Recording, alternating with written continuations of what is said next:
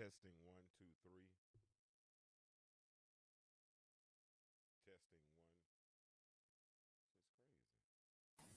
one. Hi, I'm James Kirkland, aka the Mind Massager of the Intellectual Stew podcast. I want you to join us as we delve into some of the hot topics that both unite and divide us. We won't always agree, but let's commit to having those difficult conversations and open up some thought-provoking dialogue so that together we can start getting back together. We thought about it, we fought about it, so let's talk about it. All right, so I messed it up, so I'm going to do it one more time. Hi, I'm James Kirkland, aka the Mind Massager of the Intellectual Stew podcast. I want to invite you to join us as we delve into some of the hot topics that both unite and divide us.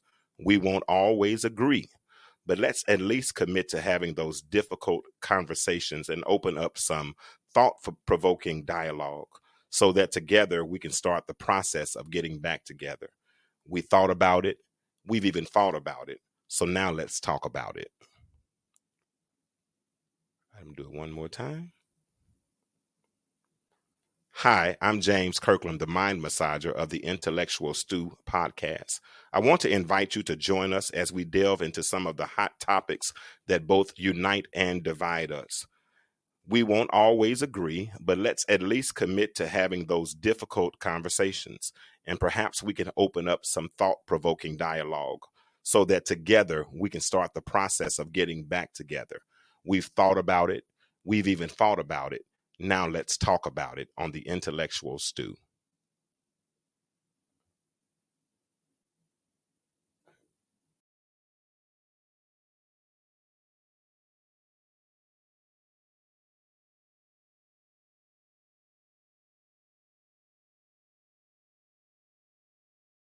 Intellectual Stew.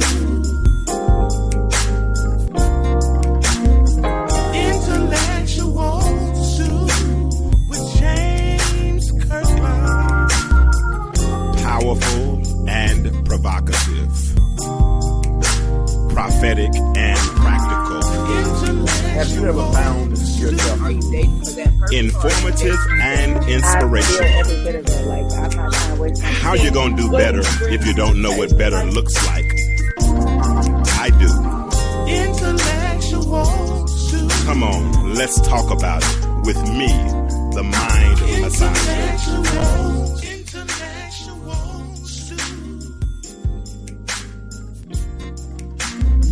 Intellectual Stew with James Kirkland.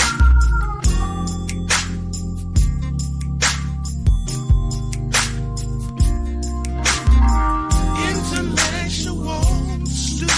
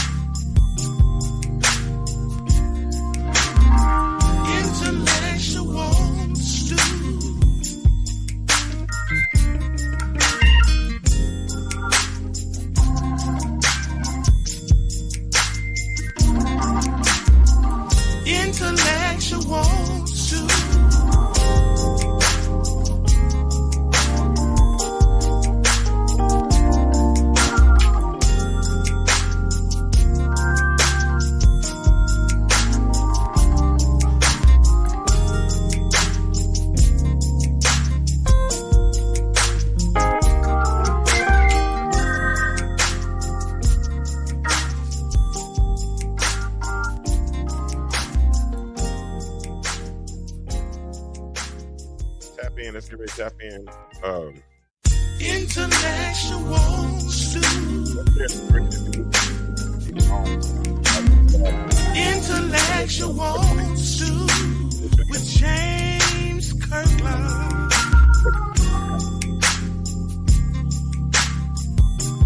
Come on, let's get down the Intellectual stew.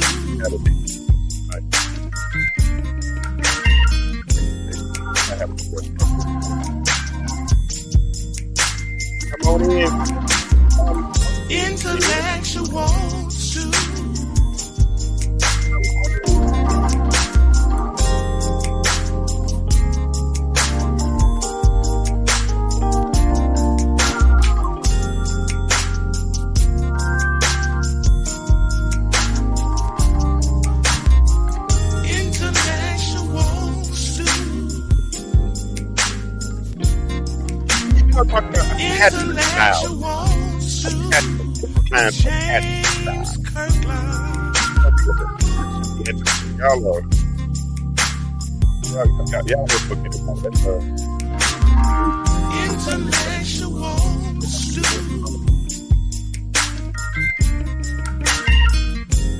Share this in the group. Let people know we're on. Intellectual stew. All right, what's up? What it do? Time for another episode of the Intellectual Stew with yours truly, James Kirkland. I have put the phone number up. I'm looking for the link now so I can put it in the chat and hopefully pin it. So if anybody wants to jump in on tonight's discussion, my mic is always open as long as you are bringing substantive information. I'd love for you to chime in and talk. Can y'all hear me? Let me know if you can hear me. If you can't hear me, let me know so I can fix that. Can you hear me? Yeah, so that's what we're looking at tonight. We're ready to get started here in just a moment. Okay, I'm trying to pin this in the group. What's up, Zontarius? But yeah, tonight we're going to talk about different attachment styles. And I want y'all to tap in on this because it really will help us. Okay, what's up, Nicole? How you doing? Appreciate you. We're going to talk about different attachment styles tonight, and it'll help us understand how we relate as adults by understanding how we learn to relate as children. So I want to get into this conversation tonight, but before I do that, let me hold on. I'm trying to share this thread. So if anybody else, so we can get some more people in on this conversation, because I don't want to have to start over once I get started. Well, I'm not going to start over once I get started. But I want us to get the context of what we're saying. So go ahead and share this, and let's get some people on. Like I said, we're going to talk about these different attachment styles as it relates to relationships. Hey, what's up, Charlotte? How are you doing? I missed church on yesterday because I was out of town. Well, I didn't miss it where I was, but I missed it here. So I'm texting. I'm sorry, y'all. But I'm going to get started in just a moment because I found this interesting. I started something that I said I would never do, and I didn't think I needed it. But as I'm getting older and I'm faced with more challenges and different things, sometimes you do need to go and talk with somebody, right? And just have a good conversation with an individual who is non-biased, just a neutral party, just a neutral party that you can relate to, and that can help you guide you through some of your thoughts, right? So I started this journey, and I'm enjoying it. I'm enjoying it more than I thought I would. But today we had a term come up called attachment styles, and she challenged me to look up some of the different attachment styles because we're going through how I relate to different people, because I'm trying to become a better version of myself. And in order to become a better version of myself, I have to become better at relationships, and I'm learning that haven't been very good at relationships. Not in totality, right? So part of my mission, as I seek to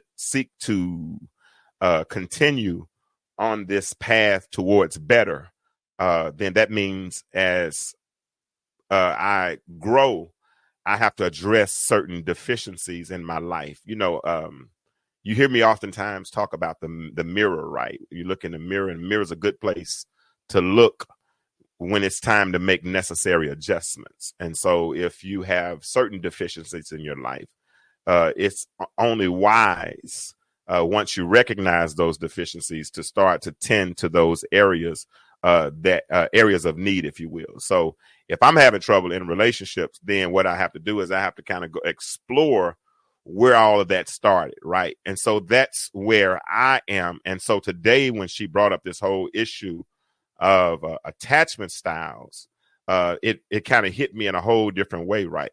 Because when you start thinking about what the definition of an attachment style is, an attachment is an act of attaching, or the state of being attached, a feeling that binds one to a person, a thing, a cause, an ideal, or the like, devotion, regard.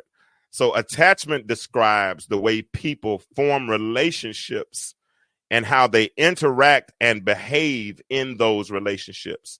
So our attachment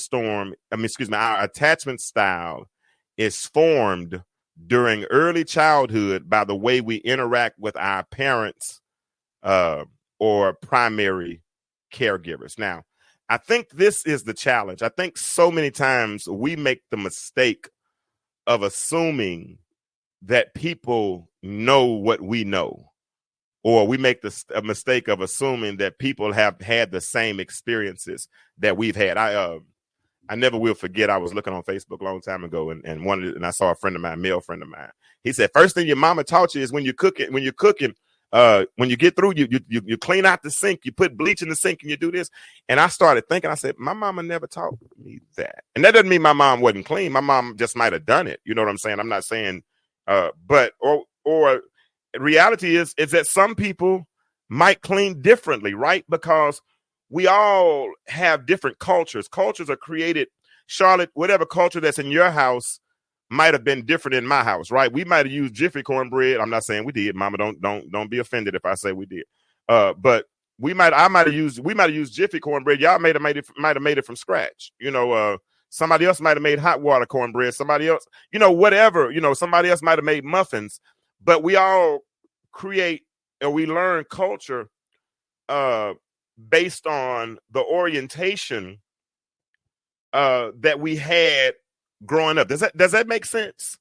And then, like I said, as I'm talking tonight, if any of you all want to jump in and add to this conversation, the phone number is there, and I think I put the link in the chat somewhere. Yeah, there it is. I put the link in the chat, so it's available, right? So attachment describes how we form relationships, the way we interacted with our primary caregiver, the way we interacted with our parents, the way we interacted with those who had authority in our lives in our younger years. That's how we end up forming our relationships as we get older. So understanding that we are all products of orientation, right?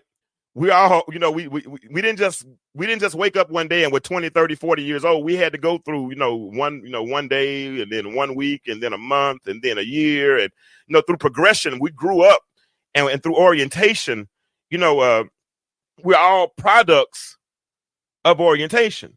So it helps to understand our attachment style. Okay, I got Nicole. Let me see. Nicole wants to jump in and help. Let me see what she got for me. All right. Hey, Nicole, how you doing? Unmute yourself if you're there. Let me unmute you. Are you there now? Hello. Hey, Nicole, how you doing? I'm good. I was just trying to use the I believe Yard Stream or Stream Yard. StreamYard. You're Do you? on. Yeah, everybody hear you now. You live right now. I didn't Say, know I was say what, doing hey, say what that. you're gonna say. Say what you're gonna say. You on you I, on here now. I wasn't gonna say anything yet. I was Oh, just okay. trying to use another mechanism besides Facebook, hoping it'll stay up while I minimize it. But Okay. I No, mean, well, I okay. can speak You can on do it it. on I YouTube. can say this about attachment styles, though. Okay. It's very wise to learn what yours are. About 2 years ago, I started looking into mine, and I learned that I was, and I believe it's called anxious something, some with a P, Oh, preoccupied, anxious, or something like that. okay. Uh, but it primarily that attachment style had to do with I saw that there was issues with the abandonment that I felt from my father. Okay. Um, That's and good. I still deal with that. So you're right in that um, how we're brought up and things trauma that we face and ways that we go about coping or whatnot in our Yeah. childhood, it enters into the adulthood, and you'll start, if you just look back, do some hindsight reflecting, you'll see how that stuff plays out, and it's real, right? If you It's all about being aware. One of my core beliefs and principles and values that I've decided that I want to hold tight to is self-awareness. And so being able to know what your issues are and how you go about forming relationships with people, not just, and I found this doesn't actually just affect me in romantic relationship. This affects Absolutely. me in jobs, in a lot of other ways outside of romance. Absolutely. So a lot of people be surprised how a lot of things play out in our lives, and they're attached to different components and areas of our lives. So That's good stuff. I appreciate you, and I um appreciate you for doing the work to figure out what your attachment style, and then to be transparent enough to say that you can see how some issues would affect you now from your childhood. That's good, and I would hope, and that's why I do the show, Nicole, because other people can relate to this as well. You know what I'm saying? And everybody's not having these conversations. You know what I'm oh saying? yeah. Everybody want to talk about what's negative in the world and all these types of things, but how do we get to the root cause of what our current issues are, right? You know what I'm saying? Yeah. I can cut a leaf off because the leaf has turned brown, but what about the root? Yeah. And what about the branch? And did it need pruning? You know what I'm saying? Sometimes we Mhm. have to go through a pruning process. Me personally, right now, I'm going through a pruning process. You know what I'm Mm. saying? As I grow, I never understood that till I was back when I was well, I ain't gonna say I knew a woman. Let me just say it like that. A woman Mhm. who went to the beautician, Mhm. and before she went, she she told me that she wanted to let her hair grow. But when she came back, her hair was shorter than it was prior to going to the beautician. And she told me the reason she had to do that was because she had dead ends. Yeah. Had to cut the So days in in. order for Mhm. something to grow, something had to die. And so Oh yeah. they once they cut off those dead ends, then her hair experienced new growth. Perhaps there, I don't know who I'm talking to, and I know I'm talking to myself. Evan, that's why I like looking in the mirror, because I'm like David. I'll encourage myself in the Lord. But Amen. I've learned that as I go to a new level, that there are certain aspects of me and things around me that have to die, that have to fall off so that I can go to the next level. So when I'm talking to my therapist today and she starts to mention these attachment styles, right? And I start looking down my 51 years of living and I say, whoa, Mhm. okay. Wow. You know what I'm saying? So that's good stuff. That's good stuff. I ain't gonna hold you, Nicole. Let me get back into my little lesson. But if anybody else wants to call, you have anything else you want to say? No, I just agree with you said as far as the cutoff. I found that a lot of people say they want to change, but with change, comes oftentimes pain. It comes Ugh, having to really face some things about ourselves and a willingness to face it. You know, Father, and I think a lot of people aren't willing because it's not easy and it is it's not. uncomfortable. But it made me think about surgery. You know, sometimes we having pains and we're dealing with things in life, and we go and we have surgery. People that have a knee surgery. I have a knee issue going on now. It doesn't require surgery, but I know people have had replacement of their knees. That is a Mhm. very tedious and painful rehab that takes place after that surgery. But the joy that comes when you can navigate and get through that rehab and actually start walking without the pain.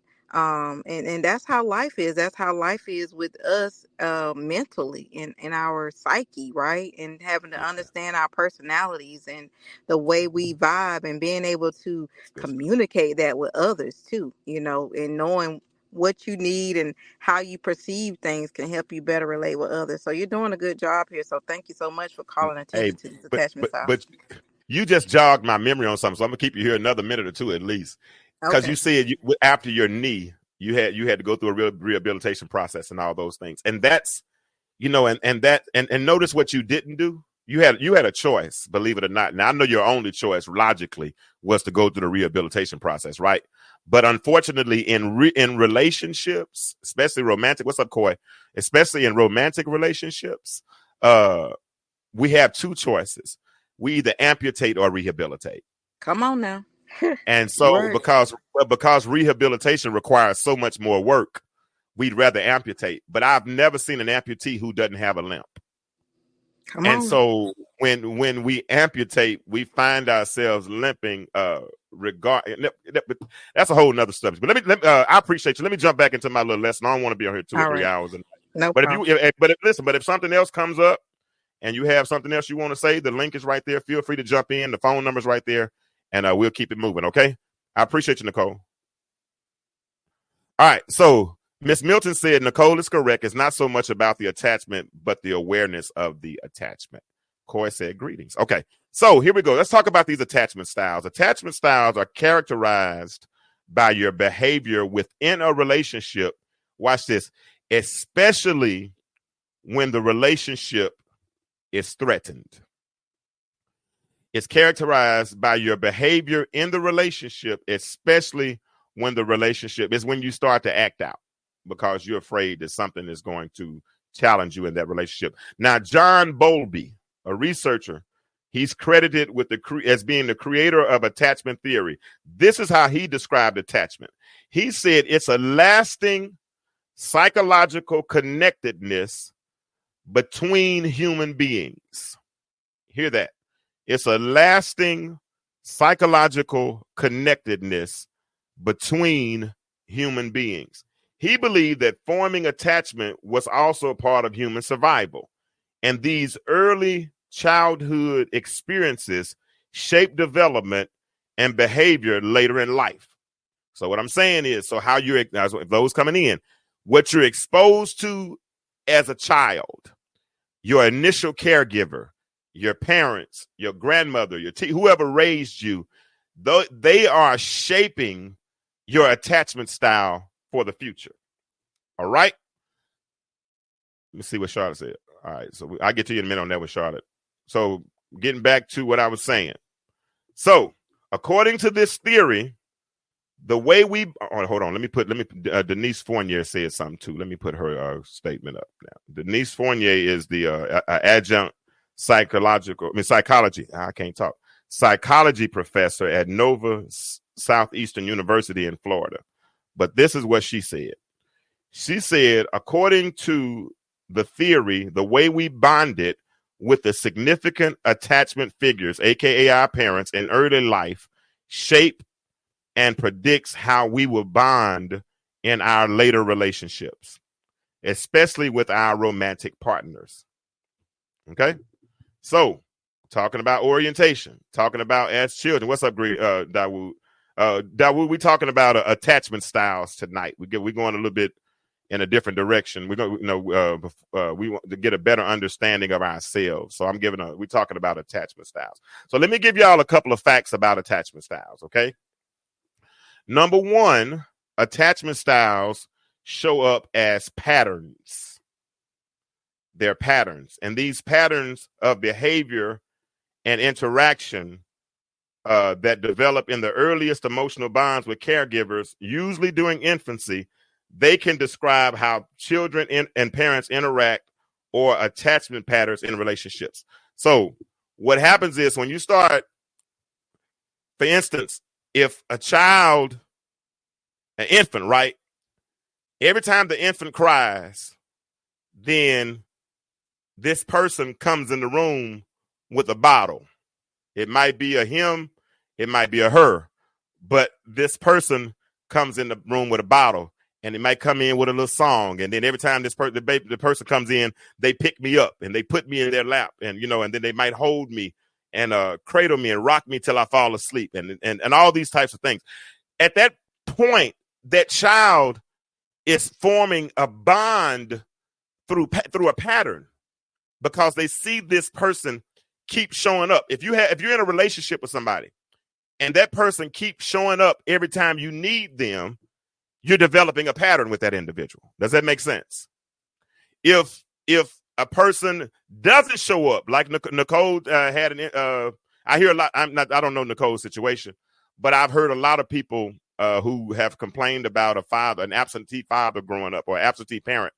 And so, and I can say that there were times that I experienced something similar, that I would get phone calls and promises, and the promises were broken. That's a pattern. And so after a while, when a person has been lied to for so long, and that's the pattern, then guess what? That shows up in adulthood. And now they don't believe anything that anybody else tells them, right? Because these attachment styles, they're patterns. They end up showing patterns. But not only do they show patterns, but a lot of them are also based on nonverbal communication. A lot of them are based on that nonverbal communication. Like, for instance, the infant communicates their need through crying, cooing, pointing, smiling, and the caregiver responds. Does that make sense? The child cries, caregiver responds. And before a child's able to talk, the child may point, like, what you want? Child, even dogs. I mean, I got a little dog, Chloe. Chloe, it was so funny sometimes when it gets right around the right time, about 8:15, 8:30 in the morning. If I hadn't came out there to check on her, if my door is open, she gonna come stick her head in the door right quick and look at me like, hey dog, can we go on and get this walk in? And she can't talk, but she communicates. And that's the same thing we do as adults, but we learned it as children. Our attachment styles are based, some of them are based on nonverbal communication. But then there's another thing. Some of our attachment styles, they can vary in security. And this is what Nicole was starting to get into a few minutes ago. When I talk about this form, this is attachment style. Here it is. They vary in level of security, because with secure attachments being the best for children's development, psychologists tend to believe that there are four main attachment styles. Mary Ainsworth, she did a study and concluded there were three main attachment styles. And then psychologists determined that there was a fourth attachment style. Let me tell you what attachment styles do. Attachment styles shape the way we view, first of all, ourselves. Secondly, they view the way we they shape the way we view others, and then they also shape the way we attach or connect with others. Let me say that again. Our attachment styles, they shape the way we view ourselves, how we view others, and then they shape the way we attach or the way we view our attachment or view our connection to others. So here's the first attachment style. The first attachment style, some of these, depending on how you do your research, some of these words might vary a little bit, but they're pretty close to the same. All right. So if y'all talk back to me and y'all want to make this a discussion, like I said, we'll go a little deeper. Otherwise, I'm gonna give this little lesson and then we're gonna move on. But I'm joking a little bit. All right. So here is the first attachment style. The first attachment style is the secure attachment style. Now, with the secure attachment style, those with this style are able to build healthy, long-term relationships, because these people are secure. Okay. Thank you, Ellen Thomas. I appreciate you. Somebody sent me a great article about attachment styles. So appreciate you for that. I wish I had gotten it before. And listen, the phone number is there. If you want to call in, share some information, feel free to do so. But here it is. Secure attachment. Those that have this style. Now, this is, first of all, let me say this. This is the style that most people want. Okay. That's up, Viola. We want to feel secure in our relationships and the way we attach to other people. In other words, whoever my caregiver was, if that caregiver was one who was trusting, who was one who I could call on when I needed, one who responded and attended to my needs, didn't abandon me, any of those things, that becomes what we call a secure attachment. Now, those that are on my page, if you haven't followed my page, what's the name of my page? Stu Nation, the followers of the Intellectual Stu podcast. Go in there or go on my personal page, and there's an attachment style quiz. It's only about 15 questions. And if you want to jump off right quick and go take it, do that. Go to my page right quick. It's 15 questions. It's not even that hard. You can't even flunk it. It's an easy test. Take the test, and you'll learn what your attachment style is and see if you agree with what we're talking about tonight. So the healthiest one is secure attachment, the secure attachment. Those with this style are able to build healthy, long-term relationships. These, when they have this style, this leads to good self-esteem and the ability to enjoy close relationships, seek social support, and share feelings with others. Those that have this style had someone in their lives to whom they could turn that was trustworthy. They had someone that when they went out into the world and faced adversity, they had someone to whom they could turn when they came back home. That's a good place to be. Not someone who is going to say, see, that's what I told you. Or someone that said, I got mine, you got to get yours. People that just want to browbeat you all the time. That doesn't lead to a secure attachment, right? That leads to some other things. Children who developed this attachment style had parents or primary caregivers who were more attentive to their needs. These people felt safe. They felt loved. They felt understood.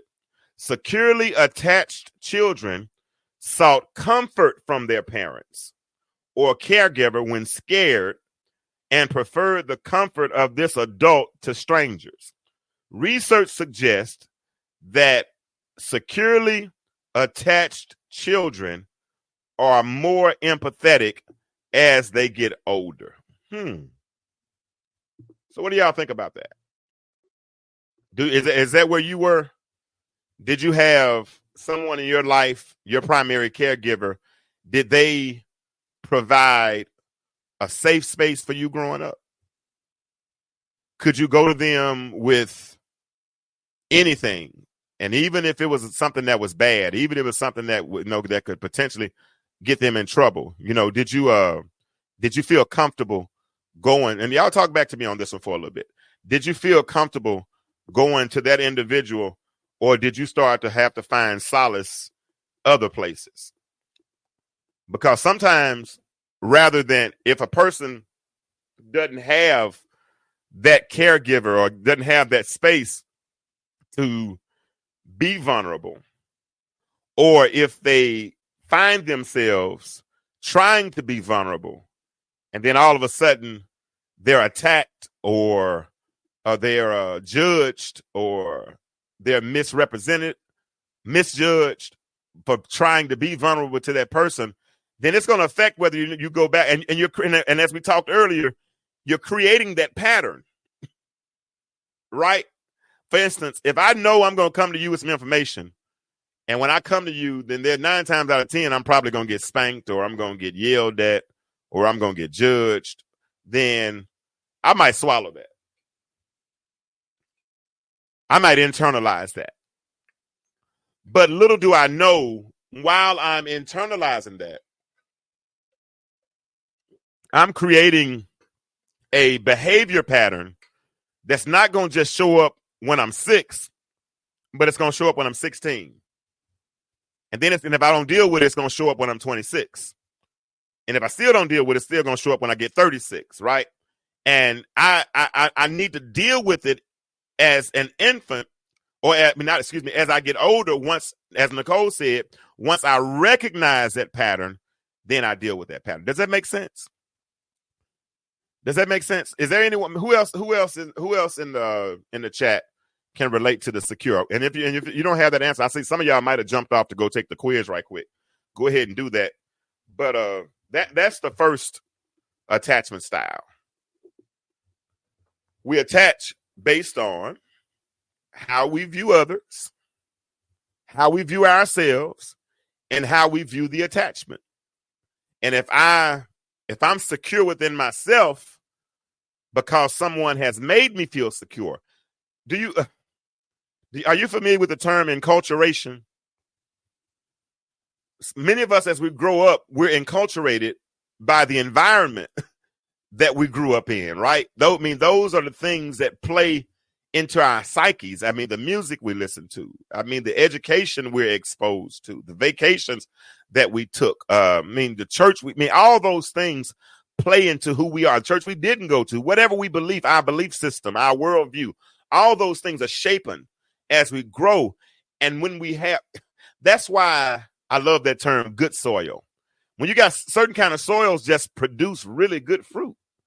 And a secure attachment will produce a very secure person.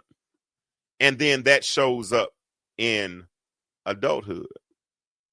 So if you have someone who's dealing with trust issues, if you have someone who is very argumentative, that doesn't know how to relate, you got someone that can't handle conflict, all those types of things, then that person might not have been exposed or had a secure attachment while they were growing up. Does that make sense? Y'all tell me if any of this is making sense. I know if any of this is making sense tonight. All right. So the first attachment style we discussed was the secure. Okay, let me see what A.R. Milton said. She said, I think people with secure attachment likely did not have a dysfunctional family early on during development. They likely had a solid foundation and loving environment early on. Absolutely. Absolutely. And if we view that, that I used to work in the school system a long time ago. Yeah, it is easy. You pass it, Viola? I'm joking. But it's tough. Let me just talk about me. I used to feel so bad as a parent because as parents, y'all know y'all are super parents. I'm James. I'm your friend. I'm just gonna tell you the truth.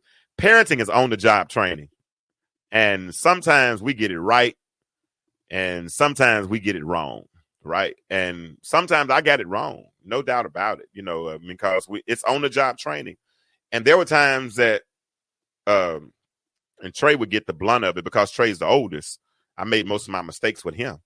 So think about it. You're yelling at a child first thing in the morning, 6:30, 7 o'clock, 7:30. They got to go to school. You done yelled at them, hollered at them, told them what they haven't done, told them what you're going to do to them later when they get home. All these types of things. Well, I didn't do those because I didn't spank my children like that. But you did all those things, and then all of a sudden you expect them to go to school and have a good day.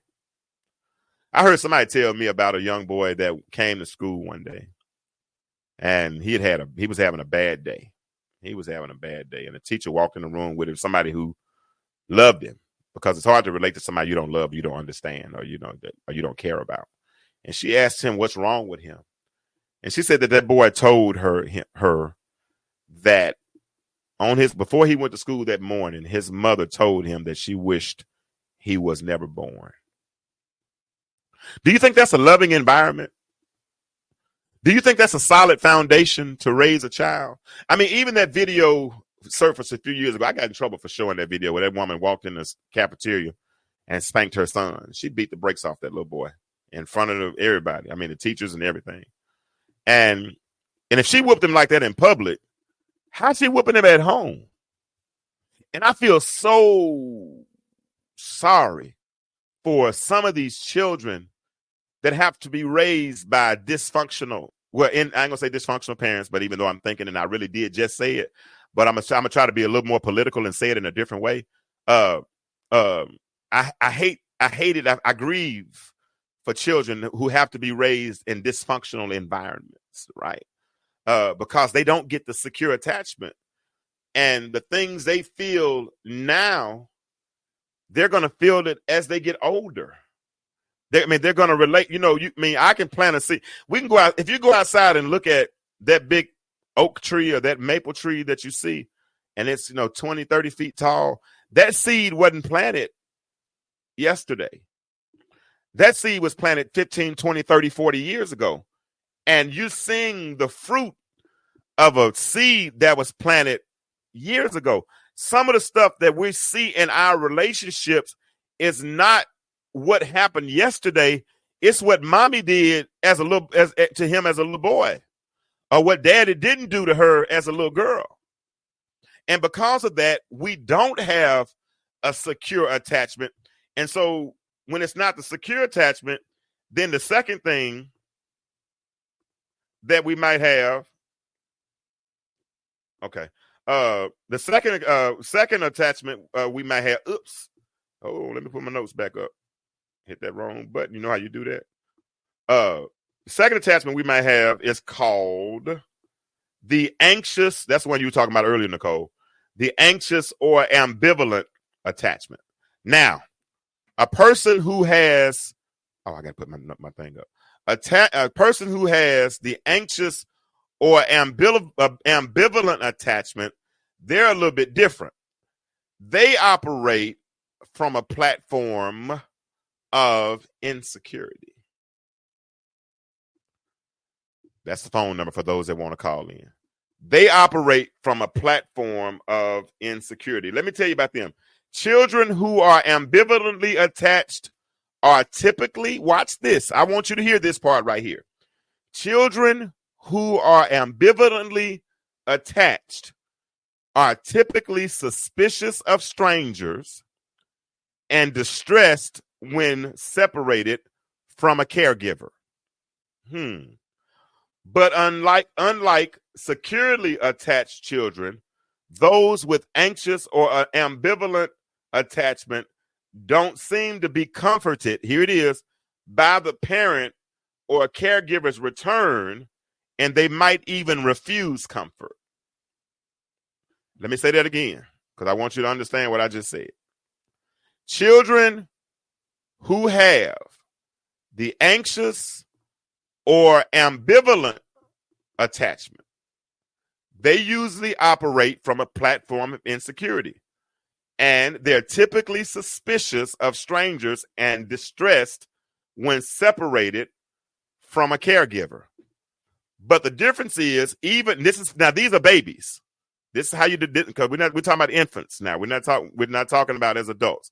So, but when the parent comes back or the caregiver comes back, typically the child will stop crying, right? But not this child. One who has an anxious or ambivalent attachment, when the parent or the caregiver comes back, then they might or might not be happy to see the parent come back. That would be a sad state. Think about it. You drop your child off at the daycare. Now, when I used to walk in daycare with Trey and Kennedy and Mackenzie, they'll take off running, put their arm around my waist, grab their book bag, ready to go home, because they ready to leave school and go home. But when you got a child that say, "Mommy's here," but that child rather stay in there and play, or rather stay in there with other people, or stay with the teacher, and doesn't want to go home, then the first question that probably is going to ask is, well, why that child don't want to go home? What's the issue with that child? What are they doing to that baby to make that baby not comfortable? Those are some of the things, questions that would be asked when it comes to someone with an anxious, ambivalent attachment. So let's look at this. Anxious, ambivalent. It's a type of insecure attachment. Those with this style tend to be wary of getting close to others and worry, here it is, whether a romantic partner loves you or not. So see how that leaks over from infancy into adulthood? Because as an infant, those with this style, they're typically suspicious of strangers and most adults. And because they have problems with attachment, they become insecure. And even when the caregiver returns, it's not a guarantee that they're going to be comforted. That's a starch contrast to someone with a secure attachment. Because that person is secure, they're not worried about if this person